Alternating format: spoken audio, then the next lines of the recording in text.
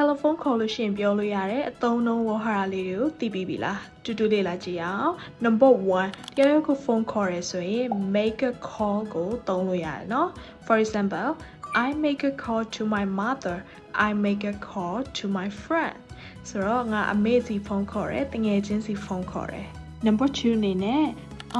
ဖုန်းမှာပြီးခေါ်မိသွားပြီထင်တယ်ဖုန်းနံပါတ်မှာပြီးခေါ်မိသွားပြီထင်တယ်ဆိုရင် dial the wrong number ကိုသုံးလို့ရပါတယ် for example I think I dialed the wrong number ငါဖုန်းနံပါတ်မှာပြီးခေါ်မိသွားပြီထင်တယ် number 3အနေနဲ့တယောက်ယောက်ကိုဆက်သွယ်လို့မရဘူးအဆက်အသွယ်မရဘူးဆိုရင် can't get through ကိုသုံးလို့ရပါတယ် for example I tried calling you the whole day but I couldn't get through အဲ့တော့ငါတနေ့လုံးဖုန်းခေါ်ဖို့ကြိုးစားခဲ့တယ်ဒါပေမဲ့လုံးဝဆက်သွယ်လို့မရခဲ့ဘူး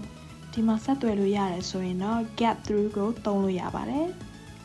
number 4အနေနဲ့ငါ line မကောင်းဘူးဆိုရင် have a bad connection ရိုးရိုးရှင်းရှင်းလေးပေါ့နော် for example sorry I had a bad connection can you repeat that sorry ပါငါဒီမှာ line မကောင်းလို့ငါ့ကိုပြန်ပြောပြလို့ရမလား number 5အနေနဲ့သုံးလို့ရတာဆိုရင် phone line လုံးဝကျသွားတယ် phone line လုံးဝရပ်သွားတယ်ဆက်ပြီးတော့ပြောလို့မရတော့ဘူးပေါ့နော်ဒါမျိုးတွေဆိုရင်တော့ get cut off ကိုသုံးလို့ရပါတယ် I think we just got cut off I will ring you later ငါတို့ဖုန်းလိုင်းမမိတော့ဖုန်းလိုင်းကျသွားတယ်ထင်တယ်ငါနောက်မှပဲပြန်ခေါ်လိုက်မယ်ဒီတယ်လီဖုန်းသုံးလုံးလေးတွေအကျိုးရှိတယ်ဆိုရင် comment မှာ yes လို့မှန်ခဲ့ပြီเนาะနောက်ထပ်ဗီဒီယိုတွေမှာပြန်တွေ့ပါမယ် bye bye